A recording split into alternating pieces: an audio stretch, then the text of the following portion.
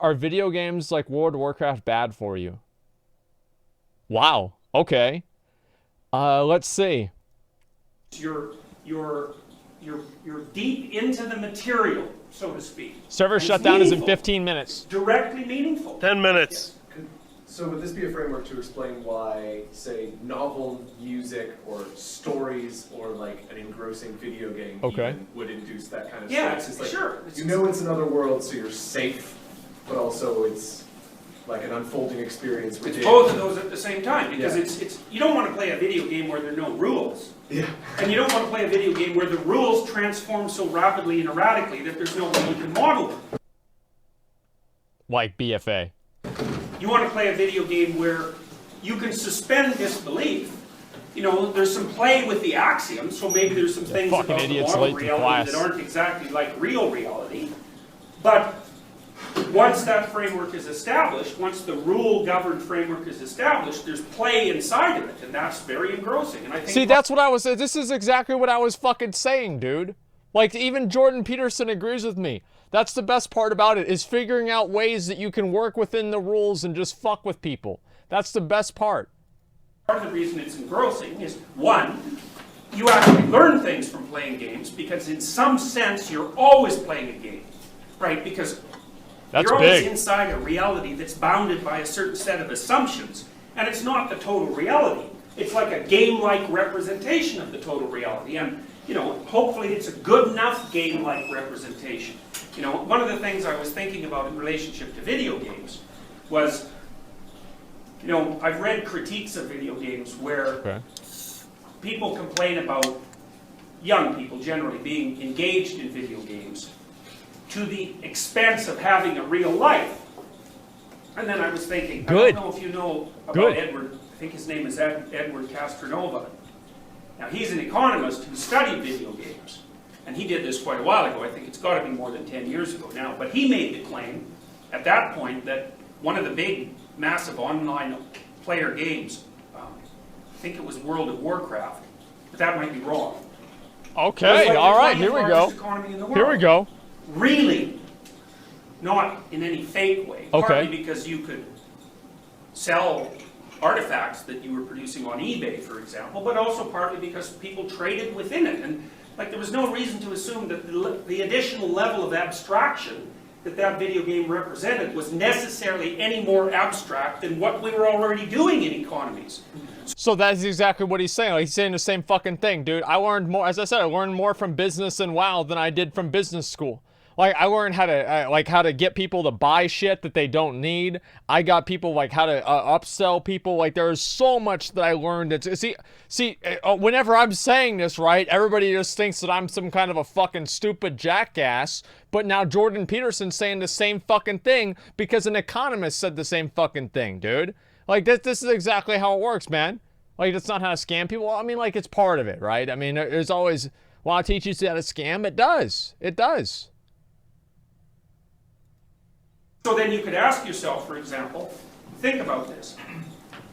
Is it more real to lead a band of adventurers through a complex mythological reality in an online game, or to work at McDonald's? Now you'd say, well, to work at McDonald's because that's real, but let's think about that for a minute. So exactly why is it real? Okay. I mean, first of all,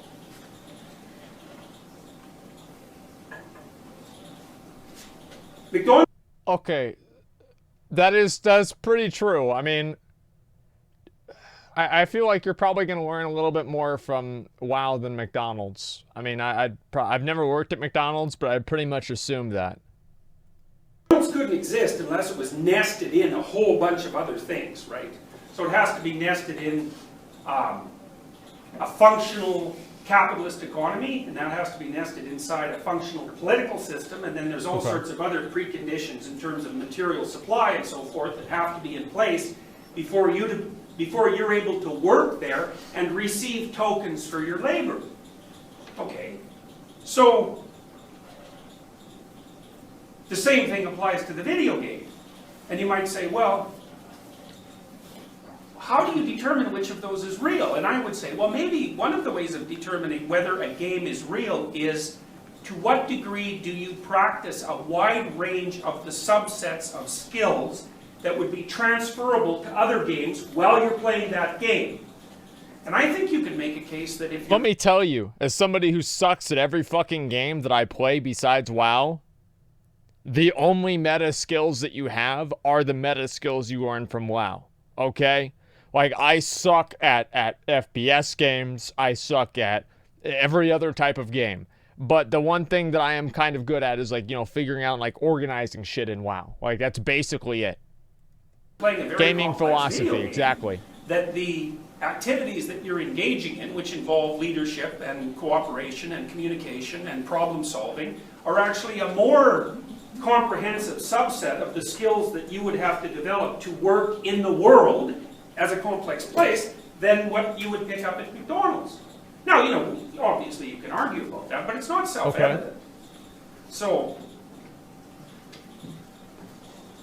and I think that's Horace, that noticing, that's the eye. It's not thinking, because it's not the framing process. It's something outside of that. It's something that's watching. And I think if you notice, you'll see, if you go through your week, you'll notice, because you have to sort of stand outside yourself and think, aha, Horus, yeah, what is this Horus? What is Horus? Yeah, it's the Egyptian god, but what is he the god of? Slamming pussy. was really into that.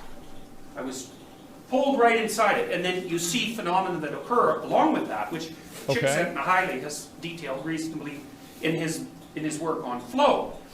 You don't notice the passing of time. You're not self-conscious, and the activity is sustaining. You experience it as sustaining, even though it might be difficult. You know, so it's not a matter of just taking the easy way out and doing something fun. It's not that at all. It can be that. It's often you feel that way when you're doing something that's exceptionally challenging and difficult. And usually I think it's those things that are, they're real in relationship to your goal hierarchy. You know, so they're moving you forward in the way that you've determined that moving forward is appropriate, insofar as you've sorted that out. So, you know, A implies B, and B implies C, and C implies D, and so forth, and you've sorted that all out. You know, so maybe you're working on an essay in a class that you find meaningful because you want to derive something useful from your education so that you're a good citizen, so that you can live a proper life. You know? No, I just don't want to have my dad get mad because I failed another class. Like, let's settle down, Jordan. Nobody gives a shit about that, all right? I just don't want to get my dad get mad at me. Meaning of all those things makes the local activity quite richly meaningful because it's properly contextualized. But then there's the other element, which is when you're pushing yourself beyond that, not only do you experience the meaning of what you're doing in relationship to your goal hierarchy, you also transcend the goal hierarchy at the same time, so that while you're working towards realizing it, you're also working towards transforming it and improving it, all at the same time. And I think that you're set up to experience that as the highest form of being.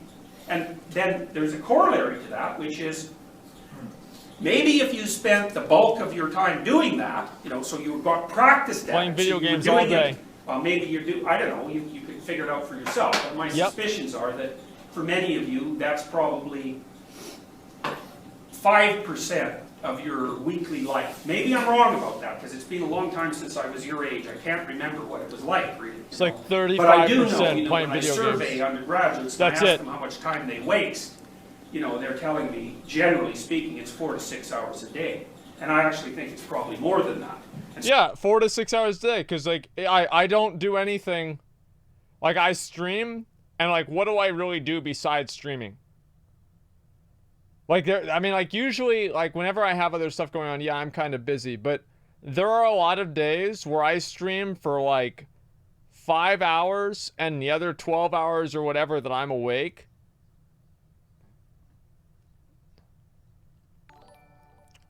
I don't even know what happens. Like, sometimes I'll just, like, be sitting here and it'll be midnight. I don't even know how that happens. Hellway, thank you very much for the 20 gifted community subs, man. I appreciate that. Thank you, Hellway. Thank you so much, man. I appreciate it. So that's time not spent in this particular state of mind, you know. Okay. And it's wasted time. Well, you even recognize it as wasted time because when someone asks you if it's wasted time, you say yes. And it's yep, like, that's about right. Wasted. If it's wasted and you know it, you're obviously comparing that to some other sort of time that isn't wasted, right? That you regard as valuable and meaningful and logically that is correct. In, even though it might be difficult and require discipline and all those sorts of things. So you might ask yourself, you know, if you have times during the week where you're engaged enough in what you're doing so that you find that intrinsically meaningful and it removes the burden of tragedy, and I don't mean because you're preoccupied, I mean because you're experiencing what you're doing as intrinsically worth the price. That's exactly, that's the South Park episode. Do you want to go out there and get good grades and do all this other stupid stuff, or do you want to kill boars and do something that really matters? Like, this guy knows what it is. See, this is exactly what it is. This is the psychology of the games. It's the exact same fucking thing. That's a different thing. You might think, okay, well, what if you were in that state of mind 80% of the time? Yep. Or 85% of the time, or 90% of the time. You know, and that requires a tremendous amount of discipline and organization and clarity of purpose, and it also requires a tremendous amount of truth.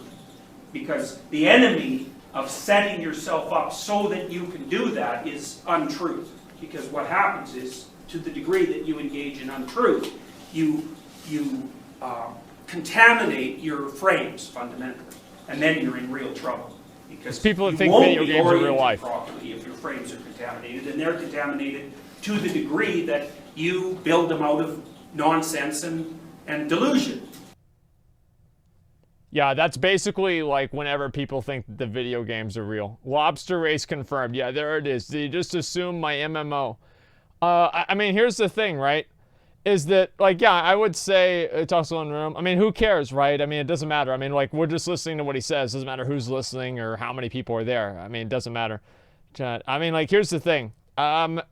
I think what he's basically saying is that video games simulate real life in a way that makes certain skills transferable. I think that's absolutely true. I mean, there's plenty of things that people learn in video games that they're able to use and apply in real life. Like, an example of this is dealing with people that you don't like. So how many times have you ever been in a raiding guild and the raid leader or somebody else in the guild is somebody that you fucking hate? Like, you don't like them at all, and you're like, man, I just wish this person would die. I don't want to talk to them. I don't want to think about them or anything. But you still log on, and you still deal with it, right? And there's nothing, it doesn't matter, like, what the problem is or anything like that. You still deal with it. And I think that's really what the difference is. And that's something that you can learn in WoW, and it's something that's going to be meaningful even after that. You know what I mean? What's the past economics? Just because of the auction house and WoW. Yeah, I learned supply and demand for that. Absolutely, that's how it is. F1 News Sports. Yeah, I mean, let's say critical thinking skills, hand-eye coordination. Well, you don't really need hand-eye coordination in 99% of jobs. Real life, you just get punched in the face. Well, no, like, no, you don't get punched in the face at work. Like, I don't know. Like, if you have to deal with somebody that you don't like at work and you punch them in the face, you're going to go to jail. So, I mean, no, that's not how it works in the real world. You don't just punch people that make you mad. Like, in general, like, yeah, that's what, you know, like, 12-year-old hard asses say. But no, you have to deal with people that you don't like, and that's too bad. We are waiting, by the way, we are waiting for the servers to come up. They are currently down, and that's basically it, yeah.